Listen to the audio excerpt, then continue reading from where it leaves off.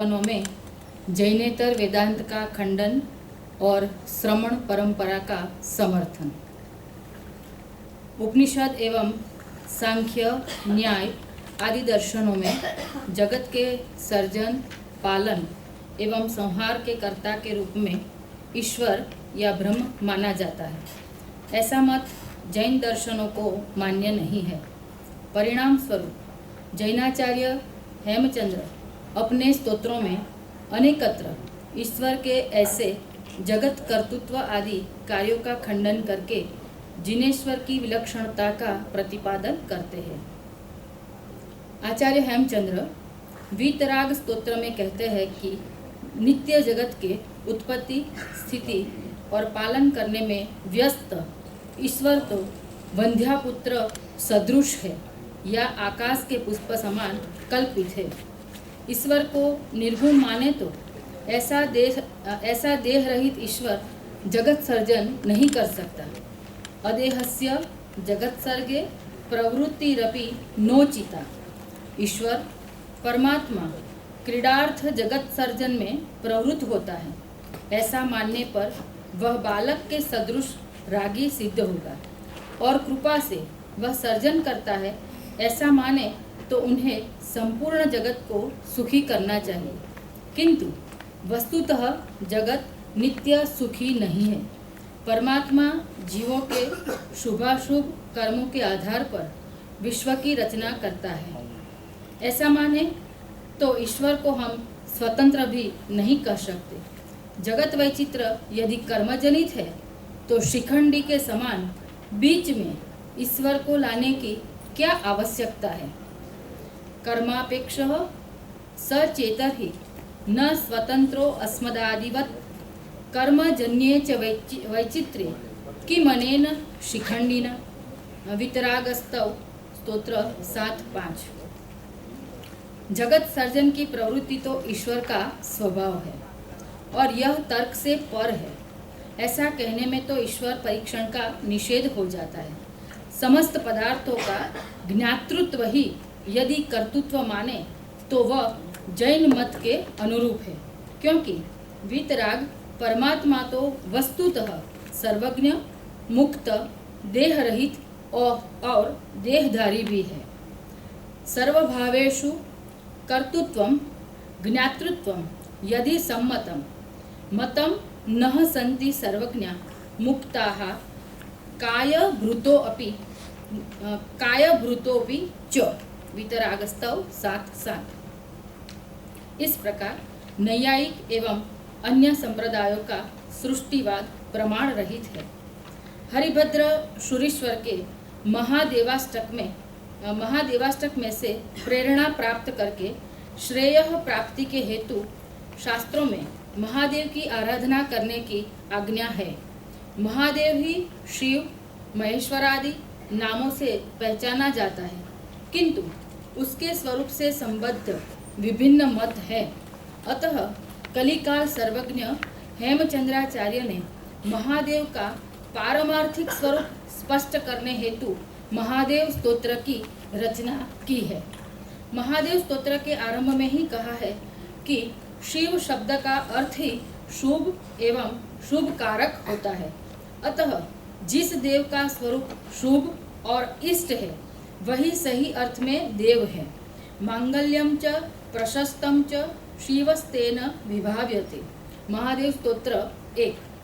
जो देव सर्व कर्मक्षय तथा केवल दर्शन, ज्ञान, चारित्र इत्यादि असाधारण एवं अलौकिक गुण से महिमा संपन्न तथा अतिशय स्वरूप ऐश्वर्य से महेश्वर है और जो वितराग है, उसी देव को हेमचंद्राचार्य प्रणाम करते हैं। इसका तात्पर्य यह है कि स्त्री इत्यादि परिग्रह, शत्रुनिग्रह, भक्तानुग्रह आदि के कारण जो वितराग नहीं है वह महेश्वर नहीं है। महादेव स्तोत्र 2। जिसका केवल ज्ञान लोकालोक प्रकाशक है और जिसकी करुणा सभी जीवों के प्रति है, वही महादेव है। शरीर के आंतरिक शत्रुओं को जीतने वाला ही महादेव है। वितरागी ही सही महादेव है। लौकिक विषयों की प्राप्ति में ही धन्यता का अनुभव करने वाले लौकिक जनों के महादेव तो शब्द मात्र के, नाम मात्र के हैं, परंतु जिन शासन के महादेव तो नाम, शब्द और अर्थ तीनों दृष्टियों से विलक्षण है। महादेव स्तोत्र श्लोक 6। राग, द्वेष, मोह इत्यादि को हरने वाला ही महादेव कहा जाता है। परमात्मा ही बाह्यात्मा और अंतरात्मा है, वही साकार और निराकार एवं मूर्त और अमूर्त है, अर्थात जिनेश्वर देव सिद्धि लाभ के पूर्व शरीरी होने से मूर्त व्यक्त है।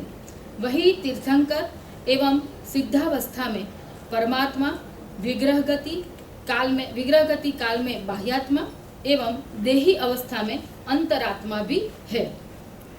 वही जिनेश्वर देव तीर्थंकर अवस्था में सकल कर्म क्षय से नित्य अनंत दर्शन ज्ञान होने से अव्यय, मुक्त एवं जन्म जरा मरण आदि उपायों से रहित अविनाशी निर्गुण परमात्मा है।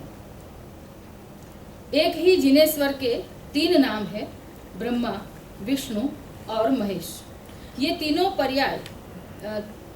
पर्याय शब्द ज्ञान, चारित्र और दर्शन यानी कि त्रिरत्न भी कहलाते हैं। यहाँ जैन दर्शन के ऊपर हिंदू धर्म का प्रभाव परिलक्षित होता है, किंतु जैन धर्म के इस सिद्धांत में परिवर्तन दृष्टिगत है। इसलिए ही एक ही मूर्ति के 3 भाग है, ब्रह्मा, विष्णु और महेश।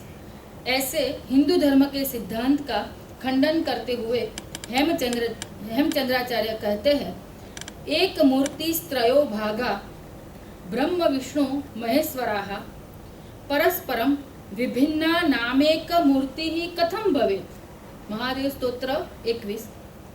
पौराणिकों का कथन है कि महेश्वर की प्रेरणा से ब्रह्मा के शरीर से विष्णु प्रकट हुए। ऐसी स्थिति में महेश्वर निमित्त, ब्रह्मा द्वार और विष्णु कार्य हो जाए। एक ही व्यक्ति में कार्य कारण भाव नहीं हो सकता, अतः तीनों की एक मूर्ति नहीं बन सकती। कार्य कारण संपन्ना एक मूर्ति ही कथम भवेत्। महादेव स्तोत्र 22।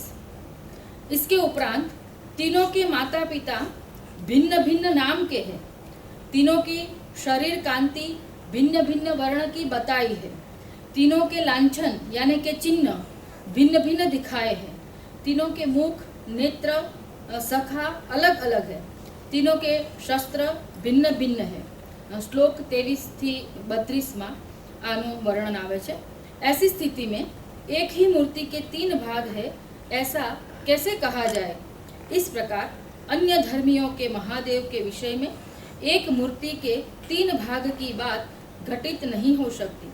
इसके निष्कर्ष के रूप में हेमचंद्राचार्य जी कहते हैं, ज्ञानम विष्णु सदा प्रोक्तम ब्रह्मा चारित्रम उच्यते सम्यकत्वम तु शिवः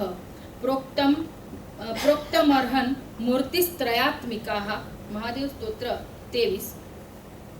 अर्हत ही ज्ञान, चारित्र तथा दर्शन द्वारा क्रमशः ब्रह्मा, विष्णु तथा महेश्वर स्वरूप है। इन तीनों गुणों से युक्त अर्हत तीर्थंकर है। तीर्थंकर ही एक मूर्ति है और उनके दर्शन, ज्ञान एवं चारित्र रूप 3 पर्याय ही ब्रह्मा, विष्णु तथा महेश्वर रूप भाग है। इस प्रकार आचार्य हेमचंद्र जी ब्रह्मा, विष्णु और शिव का संबंध दर्शन, ज्ञान तथा चारित्र रूप त्रिरत्न के साथ जोड़ते हैं। हिंदू धर्म और जैन धर्म दोनों की देव विभावना परस्पर प्रभावित हुई है, ऐसा भी इससे स्पष्ट होता है। वैदिक धर्म में शिव की अष्टमूर्तियां बताई हैं। हेमचंद्र जी इन अष्टमूर्तियों में परिवर्तन करके वीतरागी तीर्थंकर के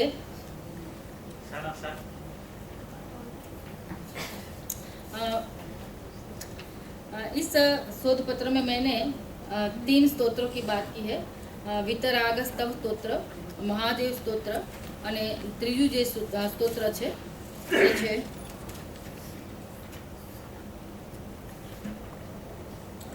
અન્ય યોગ, વ્યવચ્છેદ દ્વાત્રિંશિકા, એ 3 સ્તોત્રને લઈ અને હેમચંદ્રાચાર્યજીનું જૈનેતર વેદાંતનું ખંડન અને પરંપરાનું સમર્થન એ વિશે મેં આમાં નોંધ કરી છે. અસ્તુ.